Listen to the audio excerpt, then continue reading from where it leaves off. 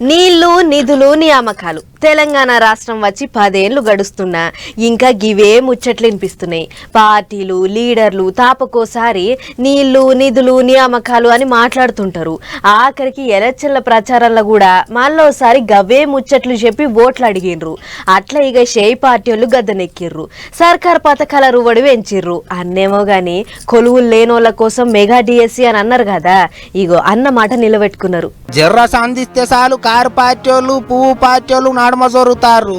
వాళ్లకు సొర్రే చార్జ్ ఇవ్వద్దు అనుకుంటారో ఎట్టనో తెలియదు గాని తెలంగాణ సర్కార్ వాళ్ళు అయితే ఒకటి అనుకోగటి పబ్లిక్ ను మచ్చిగా చేసుకునే తందుకు ఏదో విగ్రహం చేస్తూనే ఉన్నారు. ఎలక్షన్ల ప్రచారం అప్పుడు ఇచ్చిన హామీలన్నీ ఒక్కోటి అన్నమాట ప్రకారం చేసుకుంటూ పోతూనే ఉన్నారు. 100 దినాలనే 6 గ్యారెంటీలు అమలు చేస్తామన్నారు. ఇప్పటికే 80 దినాలు ఒడిచినాయి.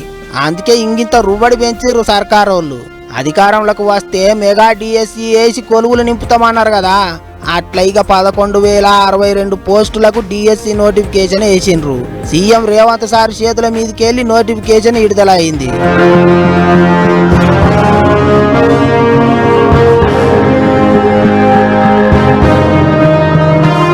టీచర్ కొలువుల కొరకు డిఎస్సి రాయాలని అనుకునేటోళ్ళు మార్చి 4వ తారీఖు నుంచి ఏప్రిల్ 2వ తారీఖు దాకా దరఖాస్తులు పెట్టుకోవచ్చట. అయితే అప్పట్లో కారు పార్టీ వాళ్ళు ఉన్నప్పుడు ఓ నోటిఫికేషన్ విడుదలైంది కదా, అప్పుడు అప్లై చేసుకున్న వాళ్ళు ఉంటే వాళ్ళంతా మళ్ళోసారి అప్లై చేసుకునే అవసరం లేదట. డైరెక్ట్ పరీక్ష రాయొచ్చట.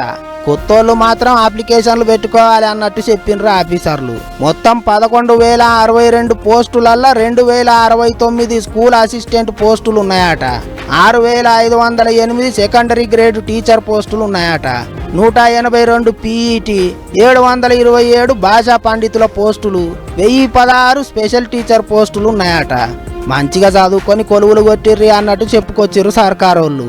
ఏమైనా పథకాల రుబడే కాదు, పోటీ పరీక్షల రుబడి కూడా గట్టిగానే పెంచిర్రు సర్కారోళ్ళు. ఎలక్షన్ల ముంగట పబ్లిక్ లో ఇంగింత బలం పెంచుకుంటారు.